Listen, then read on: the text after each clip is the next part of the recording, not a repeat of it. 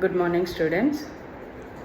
మొన్న question paper details చెప్పాను కదా, మోడల్ ఎట్లా ఉంటుంది, ఎట్లా ఏంటి అని.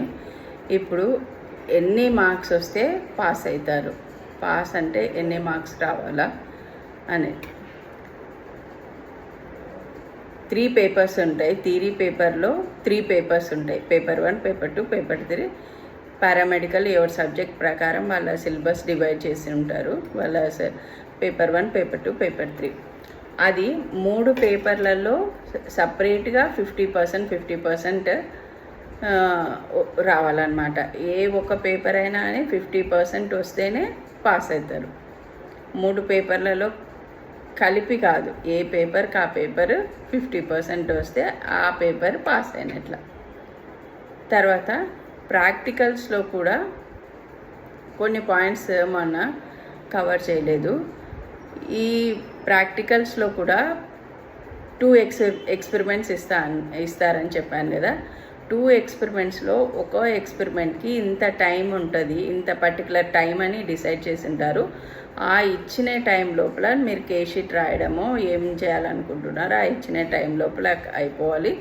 తర్వాత అయిపోయిన తర్వాత సారు డాక్టర్ ఎవరో ఉండేవాళ్ళు, ఎగ్జామినర్ వచ్చి మిమ్మల్ని ఆ పర్టికులర్ దానికి మళ్ళీ వైవా సపరేట్గా ఉంటుంది. Morning session, afternoon session. Morning సెషన్లో ఒకవేళ పేషెంట్స్ ఇస్తే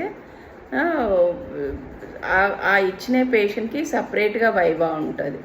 ఆ 2 ఎక్స్పెరిమెంట్స్కి సపరేట్ వైవా ఉంటుంది. తర్వాత మళ్ళీ వైవాలో సపరేట్, అది ఆఫ్టర్నూన్ ఉంటుంది మోస్ట్లీ. ముందు పేషెంట్లు అది అయిపోయిన తర్వాత మళ్ళీ వైవా ఉంటుంది మోస్ట్లీ. ఏ దానికి ఇవి కూడా ప్రాక్టికల్స్లో కూడా సపరేట్గా పాస్ కావాలా, థియరీలో కూడా సపరేట్గా ఏ పేపర్కి ఆ పేపర్ పాస్ కావాలా. కొంచెం అటు ఇటు వచ్చినా అని ఎక్స్పెరిమెంట్లో, స్పాటర్స్లో, వైవాలో టోటల్ మీద పాస్. అది ఏ దానికి ఇండివిజువల్ అట్లా ఏం లేదు, కానీ అన్నీ పాస్ అయితేనే టోటల్గా పాస్ అవ్వడానికి ఛాన్సెస్ ఎక్కువ ఉంటాయి.